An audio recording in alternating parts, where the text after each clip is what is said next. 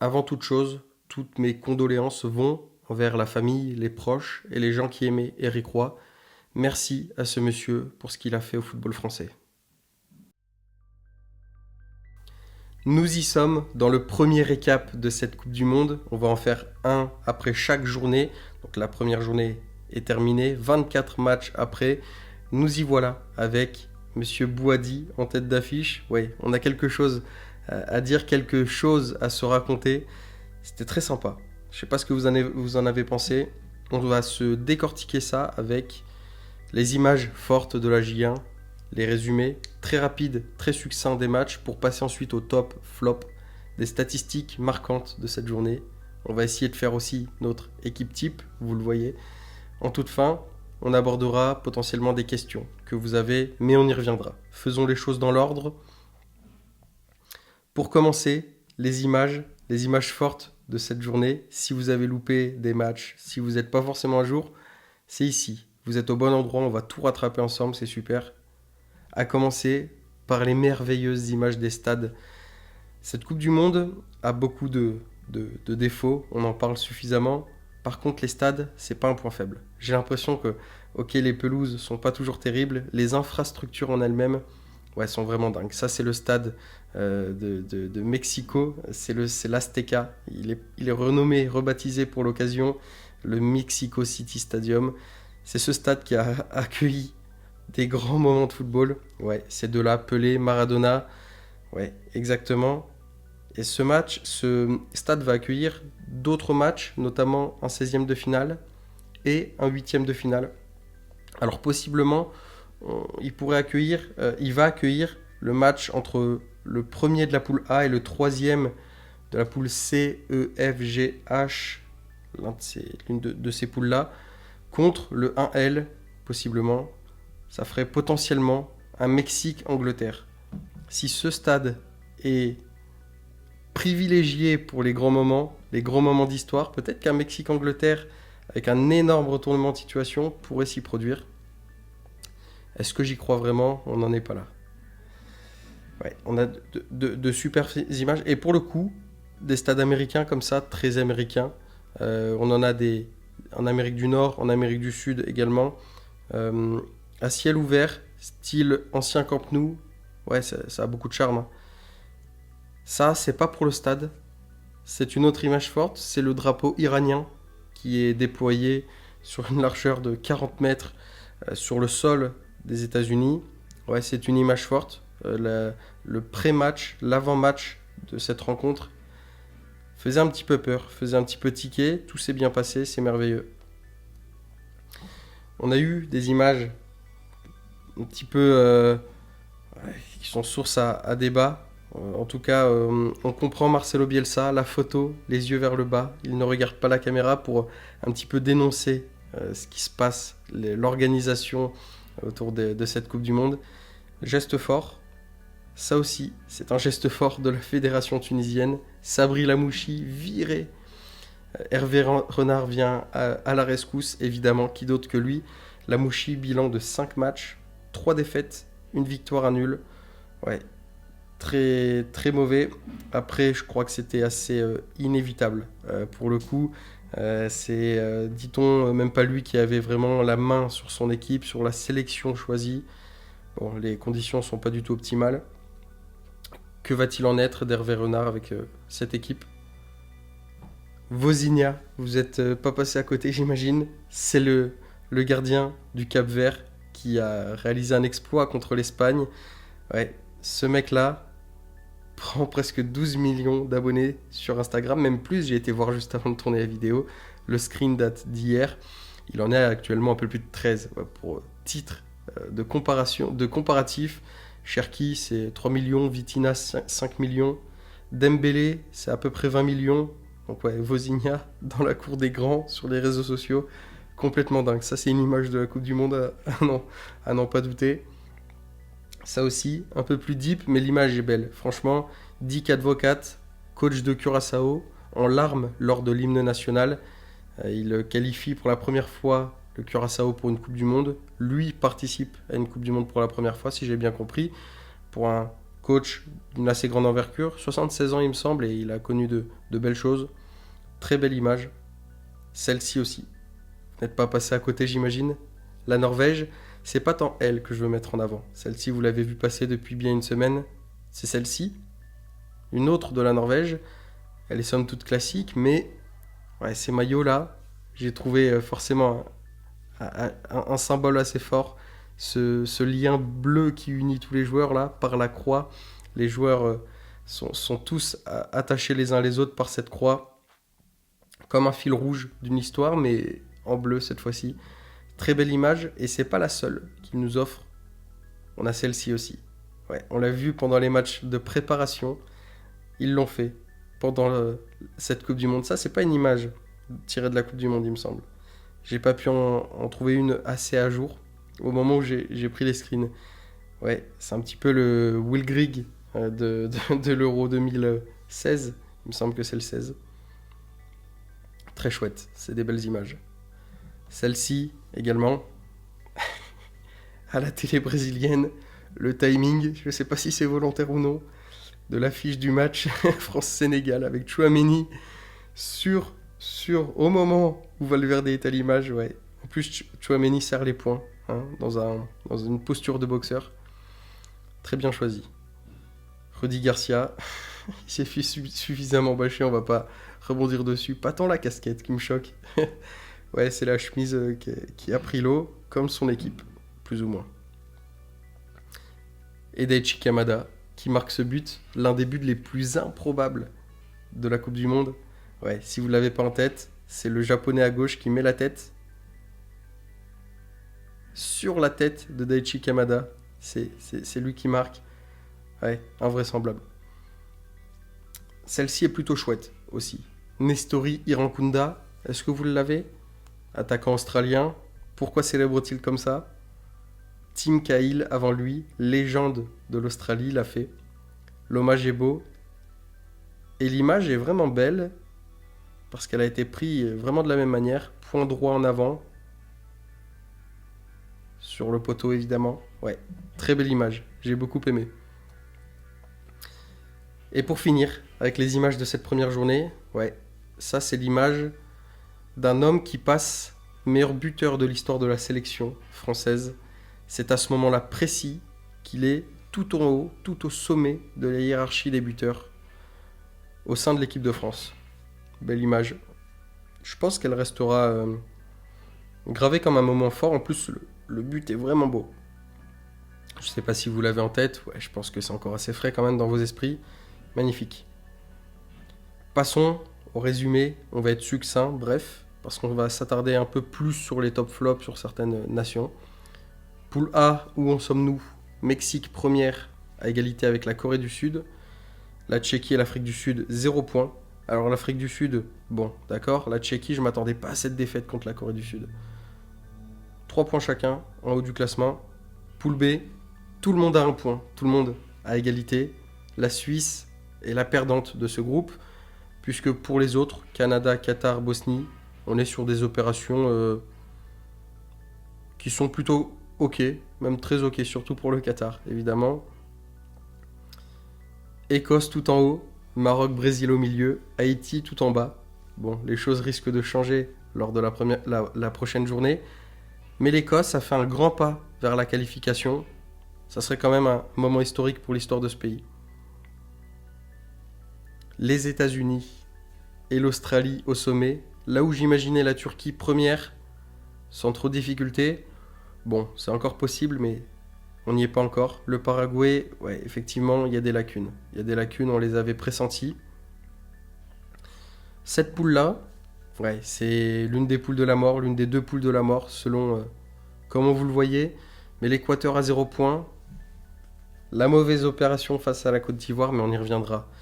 Tandis que l'Allemagne a explosé le Curaçao 7-1, la plus large victoire de cette Coupe du Monde pour le moment. 7-1, c'est un sport qui réussit, un score qui réussit à l'Allemagne. Ouais, vous vous souvenez de la demi-finale en 2014 face au Brésil, bien sûr. Poule F, Suède, Japon, Pays-Bas, Tunisie, c'est l'ordre. La Suède, ouais, on ne les donnait pas gagnants à ce point-là, mais on va y revenir également. Mais c'est eux, en tout cas, les premiers du classement pour le moment. Groupe G, Nouvelle-Zélande, Iran, Belgique, Égypte, tout le monde à égalité de points. Là aussi, un petit peu comme pour la poule avec la Turquie, où on les voyait premiers sans trop de difficulté. La Belgique se trouve troisième actuellement à égalité de points avec tout le reste. H, ouais. Là aussi, difficile à prévoir celle-là. Tout le monde à égalité de points. Uruguay, Arabie Saoudite, Espagne, Cap-Vert. Bon, les choses vont changer, mais d'ici là, on en est à un point chacun. Notre poule, Norvège et France tout en haut. Quel soulagement d'avoir battu ce Sénégal. Il y a encore un gros morceau avec la Norvège. Le Sénégal à 0 points. Bon, il y a l'Irak dans la poule qui devrait leur permettre de passer, d'avoir 3 points et d'avoir un bon goal average, mais c'est pas encore fait. Argentine, Autriche, au-dessus de Jordanie, Algérie. Jusque-là, pas de grande surprise. Avant-dernière poule, Colombie à 3 points toute seule. L'Ouzbékistan, vient juste de perdre au moment où je m'enregistre contre la Colombie. Congo, Portugal, 1 point chacun. RDC, Portugal, 1 point chacun. Bon, on en est qu'à la première journée. Et dernière poule, l'Angleterre et le Ghana font le break sur le Panama et la Croatie. Ouais, ça signifie pas forcément grand-chose jusque-là, mais on a des premières indications. Les forts ont performé, les faibles ont tenu leur rang. Ouais, on a eu quand même des résultats assez sympas. J'ai bien aimé cette première journée. Si on passe au top flop, on peut parler une minute du Mexique et de Julián Quiñones. Ouais, il était dans nos joueurs à suivre. Il était dans nos buteurs à suivre. Il a joué ailier gauche. 2 buts. Le Mexique a été excellent pour ce match d'ouverture. L'un des plus beaux matchs pour l'instant de cette compétition, j'ai trouvé. Peut-être par l'engouement du premier match d'ouverture, par l'ambiance aussi qui était extraordinaire. Le contenu n'était peut-être pas sensationnel, mais pour tout ce qu'il y avait à côté, on voit Ochoa sur la photo là, ouais, il y avait beaucoup de choses. Ouais, j'ai beaucoup aimé ce match. Celui-ci aussi était chouette. Balogun et les États-Unis, 4-1. Ouais, il y a une belle équipe. Je ne m'attendais pas à voir ces États-Unis à ce niveau-là. Là non plus. Je ne m'y attendais pas. Bon, la faiblesse tunisienne était flagrante. Mais la Suède, 5-1, s'en est sortie merveilleusement bien. Avec Isaac, Gyökeres à l'image. Ils ont marqué tous les deux. Je sais pas, j'ai pas forcément confiance en cette Suède non plus. J'ai l'impression que le score est vraiment flatteur. Mais bon, ils sont là, 3 points avec 4 points de bascule au goal average. Ça, c'est un top. Un vrai top. Parce que jusqu'à presque la fin, c'était peut-être le plus beau match de cette Coupe du Monde. Iran-Nouvelle-Zélande, 2 partout. Avec cet homme en noir. Just, on en a parlé aussi dans notre vidéo des joueurs à suivre. Bah, il n'a pas déçu. Doublé pour lui. C'est quand même un exploit pour la Nouvelle-Zélande d'accrocher l'Iran. Très beau match. C'est un top, clairement. Jusqu'à ce que celui-ci arrive. Ouais, c'est lui le plus beau match de cette première journée. Je pense qu'on sera unanime. 4-2 entre l'Angleterre et la Croatie. Ouais, il y a eu des buts, mais il y a aussi des actions. Ça aurait pu, le score aurait pu être encore plus fleuve, plus élevé. Des vraies actions de jeu des deux côtés. Ouais, cette Croatie-là, ce Brésil d'Europe, ouais, il est plaisant, il nous régale à chaque compétition. Hein. Très très beau match. Bellingham, ouais, s'est transformé. C'est pas le Bellingham qu'on a eu cette saison. Et Tourelle tient le bon bout. Ouais, on a fait de cette Angleterre la favorite, notre favorite de cette compétition. Ouais, ils m'ont franchement pas déçu. Ce qui me plaît d'autant plus, c'est un gros top, c'est les entrants. On a déjà une équipe titulaire qui est très costaud, mais quand à la 72e, Rice, Gordon, Madueke sortent pour Morgan Rogers, Marcus Rashford et Bukayo Saka, ok. Jet Spence, pas le nom le plus éloquent, pourtant, superbe entrée et toujours bon avec l'Angleterre. Et Mark Guéhi pour John Stones à la 87e, ouais, il y a du réservoir. Je pense que Mark Guéhi pourrait choper une place d'ici la fin. Peut-être devant Konza plutôt que Stones, mais bon, on verra bien. Énorme top. Ça aussi, ouais, L'homme de la miniature, Boadi, mais pas seulement. Parce qu'on a beaucoup parlé de Boadi. J'aimerais parler d'un duo plutôt que d'un seul joueur. C'est celui avec Nel El Ainaoui, qui a été l'un des meilleurs joueurs de la dernière CAN, sans aucun doute. Et ce double pivot là, tellement équilibrant. Ayoub Boadi en 6, reculé, qui a une bonne capacité pour remonter le ballon. Bah, on le sait, on l'a vu toute la saison avec le LOSC. El Ainaoui pour l'accompagner, ouais, un cran plus haut, mais tout aussi bon à la récupération. Ça offre une plateforme pour ce Maroc. Et alors, j'ai eu peur au coup d'envoi. Et avec la blessure des Abdé, la profondeur difficile à prendre, du coup, Talbi n'est pas titulaire. Tu te retrouves avec des ailes. Brahim Diaz, bon, ok, mais l'autre, El Ranous ou Ounahi selon les moments du match. Ounahi était pas mal à gauche aussi, El Ranous passait dans l'axe. Seybari en pointe. Bon, bah, en fait, cette équipe, c'est l'Espagne 2010. Il faut le dire tout de suite.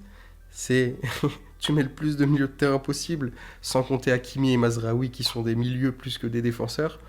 Bon, bah oui, cette équipe, c'est une formation au milieu de terrain qui est extraordinaire. Et ça s'est bien passé. Ça s'est très bien passé. Pourquoi aussi? Parce qu'elle n'a pas eu besoin d'user de transition. Elle avait pas mal le ballon et était assez haute sur le terrain. Donc à ce moment-là, dans la projection, tu n'avais pas tant besoin. Et pourtant, c'est comme ça qu'ils ont marqué. Dans la projection, qui fait la passe pour Seybari? Ça doit être Brahim Diaz ou Ounahi. Bon, j'ai plus la certitude, mais ouais, passe de 20 mètres dans l'axe, magnifique. Ouais, ce Maroc, c'est un énorme top. La Côte d'Ivoire aussi. Pourquoi? Parce que le match était chouette. Ça fait partie des beaux matchs de la compétition jusque-là. C'était l'une des confrontations les plus importantes de cette première journée contre l'Équateur. Ouais, le match nul était évident, mais ils s'en sortent à la toute fin grâce à Amad Diallo. 3 points, l'Équateur 0, eux donnés pour favoris dans la compétition. Favoris en tant qu'outsider, attention. Ouais, ça c'est une grosse opération, c'est évidemment un top pour la Côte d'Ivoire. Mais mon plus gros top, je crois que c'est celui-là. L'Angleterre m'a impressionné malgré le fait que je m'attende à une bonne perf. L'Argentine, j'en attendais pas grand-chose. Dans mon bracket final, je les ai fait arriver deuxième de poule et sortir en 16e de finale face à l'Espagne. Non, ça se peut pas, c'est pas possible. Cette Argentine est vraiment forte. Cette Argentine, je dirais même, après une journée, si c'est pas l'Angleterre, c'est eux. Ouais, ils sont trop forts défensivement. La solidité défensive, ouais, les joueurs sont vieillissants. Mais il y a toujours quelque chose, encore plus si Messi, c'est ce Messi-là. Bon, on est habitué, mais à la fois, on s'y attend jamais à cet âge-là. Non, cette Argentine me fait peur, très clairement. Dans les flops, ouais, là où l'Argentine a été top, le bas blesse pour le Portugal. Quelle déception face à cette RDC, pourtant très limitée. J'ai pas du tout été impressionné. Ce Portugal a du mal. La compo me laisse perplexe, cette composition. Vega, Araujo en défense centrale, ça me semble un peu faible pour toucher les sommets du mondial, en tout cas. Les ailes, Neto, Silva, c'est pas des ailes qui te permettent d'être championne du monde. Cristiano en pointe, non plus. Ouais, il faut le dire. Et ce qu'il faut dire aussi, c'est que ce milieu de terrain n'a pas du tout été à la hauteur. Est-ce que ça vient d'eux? Est-ce que ça vient des consignes tactiques de Martinez? C'est difficile à dire. J'ai l'impression que Vitinha et Neves ont pris des libertés qu'ils n'avaient pas à prendre. On a vu Vitinha beaucoup en tant que latéral gauche, pendant que Neves était beaucoup trop à droite, ce qui laissait un milieu de terrain totalement désert, qui demandait à Bruno du coup d'être plus bas, et du coup à Cristiano d'être trop loin de Bruno. Ouais, beaucoup trop d'espace dans ce milieu de terrain. Ce qui doit être la force de cette nation a été la faiblesse. Très clairement, je doute pas du tout des joueurs. João Neves fait quand même un bon match. Il marque un but de la tête, encore une fois. Mais très étonnamment, la complémentarité entre les trois là, du milieu, n'a pas du tout été bonne. Ils se sont pas compris et n'ont pas joué la même partition. Ouais, ces deux-là, effectivement, j'ai pas pensé à slider. La Belgique et cette image forte de Mohamed Hani avec Jérémy Doku. Ça a été un vrai duel, un vrai match dans le match. Doku s'est fait mettre dans la poche, dit-on. Ouais, la Belgique, c'est difficile. Il a fallu l'entrée de Lukaku pour remuer tout ça. C'est assez symptomatique qu'un joueur qui joue 5 matchs dans la saison soit ton sauveur. Il est en méforme physique. Bon, pourquoi pas. Doku a eu beaucoup de mal sur cette confrontation. Je l'ai tweeté. J'ai vu beaucoup de latéraux droits qui faisaient dézonner Doku. J'ai pas vu beaucoup de... Vous m'avez compris. Henny l'a fait. Ouais, lui il l'a fait. Doku, c'est au bout de 30 minutes réaxé et passé à droite aussi à un moment. Ouais, très bon match d'Henny. Il avait fait une bonne canne déjà. Ce joueur-là, une trentaine d'années déjà il me semble. Mais bon. 68% de possession, 26 tirs pour la Suisse. Non, ça n'a pas suffi. Ce très faible Qatar est parvenu à égaliser dans les tout derniers instants du match. Bon bah écoutez, c'est un petit peu la loi du football aussi. La Suisse est supérieure bien évidemment, mais c'était probablement contre l'équipe la plus faible du groupe. Bon bah maintenant il va falloir rehausser le niveau, parce que si tu joues comme ça contre tes autres adversaires supposés meilleurs, Bosnie-Herzégovine et Canada, il me semble, si je ne me trompe pas de poule, bah ça sera le même résultat. Donc c'est un flop évidemment, on attendait la Suisse avec un meilleur football. Lamine Yamal et Nico Williams, ouais, ils ont manqué. Très clairement, Gavi et Ferran Torres sur les ailes, c'est insuffisant. Même face à ce Curaçao, Vozinha, on en a parlé, a été excellent, d'accord. Mais la proposition footballistique de l'Espagne m'a quand même inquiété. Malgré une forte possession, un peu comme la Suisse, je crois que c'est 75% de possession et 27 tirs de mémoire. Mais non, c'était complètement insuffisant. Le milieu de terrain hors tempo. Rodri, c'est vraiment plus Rodri. Vraiment plus. Fabien Ruiz est passé à côté selon moi. Pedri a plutôt fait un bon match, j'ai trouvé, mais bon, ça n'a pas suffi. Oyarzabal a été exécrable, mais on en reparlera un petit peu plus tard. En attendant, est-ce que cette équipe vous a aussi fait penser à Luis Enrique, sélectionneur de l'Espagne lors de la Coupe du Monde 2022 ? En tout cas, c'est ce qui m'a sauté aux yeux. Je l'ai trouvé vraiment inoffensive. On est sur un match de hand à tourner autour de la surface. Bon, de toute manière, Gavi et Ferran pour être champion du monde, c'est pas suffisant. Heureusement, les deux ailiers phares devraient revenir. Passons aux statistiques. Voilà pourquoi on ne s'est pas attardé sur Oyarzabal. C'est parce que l'une des premières stats qui est sortie de cette Coupe du Monde, qui est assez éloquente, choquante, Oyarzabal n'a pas touché de ballon, le moindre ballon, la moindre miette, lors des 30 premières minutes de ce match. Voilà, t'es le buteur de l'Espagne. Tu joues contre Curaçao, tu touches pas le ballon les 30 premières minutes. Ça, c'est interdit. Et évidemment qu'avec ce genre de statistiques, tu marques pas. Si tu touches pas ton buteur, bah oui, il y a un problème. Une seule faute commise lors de ce match par Curaçao. Bon bah ça, je sais pas si vous vous rendez compte, mais avec 25% de possession et une équipe qui joue l'agressivité malgré tout, parce que t'es obligé de te défendre, d'être un bloc compact, d'être sur le moindre ballon qui saute. Bah, Curaçao a une seule faute, ouais. Grosse statistique. Celle-ci aussi, 12 ans plus tard. Ouais, cette photo entre Messi, et vous le reconnaissez évidemment, Miroslav Klose. Messi tête basse, Klose poing serré. Aujourd'hui, ils sont à égalité, tout en haut de ce classement des meilleurs buteurs de l'histoire de la Coupe du Monde. 16 buts chacun, Messi en met 3. C'est complètement dingue. J'espère que vous avez vu ce match. Ouais, fort. Kylian Mbappé n'est pas loin. Vous le savez, bon, ce classement est chouette. Juste Fontaine vient juste d'être dépassé par Kylian Mbappé. Et actuellement, notre classement des buteurs pour cette Coupe du Monde, Messi tout en haut, on l'a dit. Et on a 7 joueurs qui ont inscrit un doublé. Ouais, il faudrait reprendre les statistiques des dernières Coupes du Monde, même s'il y a eu plus de matchs. Ouais, quand même, là, c'est délirant. On a eu beaucoup de joueurs qui ont performé. Des joueurs qu'on attendait, Harry Kane, Mbappé, Haaland.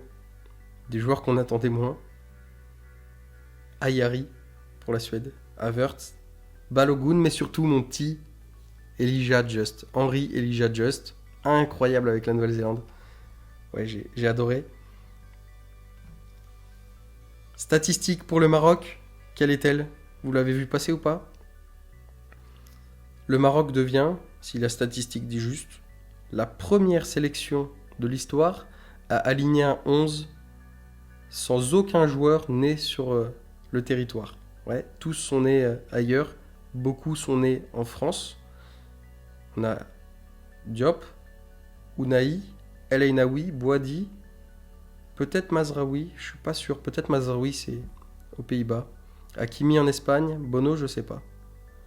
Peut-être en Espagne aussi, il y a des chances. Brahim Diaz, Espagne, Seybari, Pays-Bas.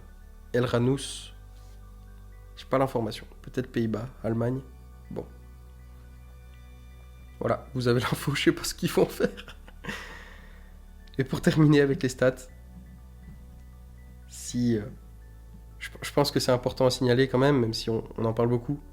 C'est évidemment que cette Coupe du Monde sera la plus polluante de l'histoire. Beaucoup plus d'équipes, beaucoup plus de trajets donc. Le territoire est vaste déjà aux États-Unis, mais en plus il y a le Canada et le Mexique. Donc les trajets sont plus longs. Voilà. Là aussi vous en faites ce que vous voulez. Mais j'aime le signaler quand même. C'est important. L'équipe type de cette compétition, ouais, pour le moment, l'équipe type de cette J1, c'est celle-ci que j'ai choisie. Alors on va revenir poste par poste. Hein. Si vous voulez bien, Vozinha au cage, ça m'a semblé être une évidence. Mais il ne faut pas oublier Abounada, quand même pour le Qatar, contre la Suisse. Gros match, 5 carrés. Beach, pour l'Australie. Ouais, énorme match aussi. Il a fait autant d'arrêts que Vozinha, il me semble. Et l'Australie a gagné, pour le coup. Donc il aurait pu. Mais Vozinha, pour l'histoire, obligatoire. À droite, Rezaïan avec l'Iran. Un but, une passe. Ouais, il a été très bon. Il a été excellent même contre cette Nouvelle-Zélande. Il n'y a pas la victoire au bout. Mais ouais, c'est une belle révélation pour le moment. Ça aurait pu être d'autres joueurs. Je pense à Freeman pour les États-Unis. Mais aussi, peut-être surtout à Kimmich avec cette Allemagne. Bon, c'est que c'était le Curaçao. Donc j'ai pas voulu récompenser un match aussi simple, malgré son énorme match et ses 2 passes décisives. On pense à lui quand même. À gauche, Braun pour l'Allemagne. Là, voilà. Pourquoi j'ai pas mis Kimmich aussi? C'est parce qu'on a un autre Allemand qui a été très bon, c'est Braun. Décisif également, il a marqué. Pas d'autres joueurs vraiment significatifs à ce poste-là. Peut-être j'en oublie, dites-moi. En défense centrale, Upamecano, Singo. Ouais, Singo a été exceptionnel hein, contre cet Équateur. Les projections offensives en tant que défenseur central, la solidité défensive avec son gabarit très imposant, ses grandes jambes, sa force physique. Upamecano, on a tous vu le même match. Saliba a été bon aussi, mais je pense qu'Upamecano encore plus. Je pense quand même à Nico Schlotterbeck, de toute évidence, avec ce résultat. Tim Ream, avec les États-Unis, aurait pu très largement être titulaire. Au milieu, Ayari, Wang, ouais, les deux exceptionnels. Ayari le doublé, on l'a dit, parmi les meilleurs buteurs de la compète. Wang, un but, une passe avec la Corée du Sud contre la Tchéquie. Ouais, c'était pas attendu. Hein. Bon, ils méritent clairement leur place. Malgré El Ainaoui et Bouadi, qui ont été très bons, mais ça n'a pas suffi. Mecha, de toute façon les Allemands ont tous été bons, hein, sauf Leroy Sané. Declan Rice aurait carrément pu. Adrien Rabiot aussi, très gros match. En 10, il y a eu quelques propositions. Lee Kangin Lee également. Mais c'est Bellingham, qui a fait un très bon match avec l'Angleterre. On récompense ça. À droite, Olysée a failli se faire chipper sa place. Je vous le dis, je le mets, mais vous voyez bien qu'il n'y a pas de Just, le néo-zélandais. Ouais, à la fin, il n'y a pas la victoire. C'est un petit peu ça qui m'a freiné. Olysée a été très bon. Yann Diomandé avec la Côte d'Ivoire aussi, il a été. Summerville avec les Pays-Bas. À gauche, Quinones. Écoutez, doublé pour le match d'ouverture avec toute la pression. Il n'y avait pas grand monde à gauche qui a été très bon. Barcola, mais c'est une sortie de banc. Donc ouais, Just aurait pu également, mais on reste sur Quiñones et en pointe. Pourquoi le choix Messi? Parce que bon, il n'est pas aligné en pointe sur la composition, mais sur le terrain, si vous avez vu le match, évidemment que c'est un buteur. Le buteur de cette équipe argentine qui prend les ballons relativement bas, mais en phase défensive, c'est un 4-4-2, il fait partie du 2. Et en phase offensive, bon, il a la création, mais aussi tout autant à la finition, il est très haut sur le terrain. Il y en a beaucoup qui auraient mérité, parce qu'il y a eu beaucoup de doublés, notamment Kane, Haaland, Mbappé. Kane, il y a un penalty, bon, j'ai pas voulu, là où Messi a marqué un triplé. Haaland aurait pu, mais bon, c'est pareil. Faible opposition avec l'Irak. Mbappé, la première mi-temps est plutôt très mauvaise. Gyökeres et Isaac auraient pu, mais dur de les départager, donc bon, comme ça c'est réglé. Folarin Balogun également, mais face au triplé de Messi, de toute manière, nous tomberons d'accord, j'imagine. Voilà tout. On termine avec vos questions. Il n'y en a pas aujourd'hui parce que je lance l'idée sur cette J1 pour les prochains récaps de journée, J2, J3 et la suite. Ben, n'hésitez pas si vous avez des questions ou si, même pas forcément des questions, mais des sujets de discussion, des choses qui vous passent par la tête sur cette Coupe du Monde, ben, je les évoquerai, j'y répondrai avec plaisir. C'est un espace d'échange, évidemment, donc on est ensemble. Juste pour terminer, Extra Time, Mercato, Cucurella et Bernardo Silva au Real Madrid, c'est officiel, si j'ai bien compris. Bon, on en parlera le long de la saison qui arrive. On n'oublie pas la saison régulière, le football de club. Je pense que pour Cucurella, le Real a fait un super move. Bernardo Silva, j'aimais plus de réserve. Ouais, c'est un joueur quand même en fin de parcours. Afonso Moreira, bah oui, je suis supporter de Lyon, vous savez bien. On en touche un mot.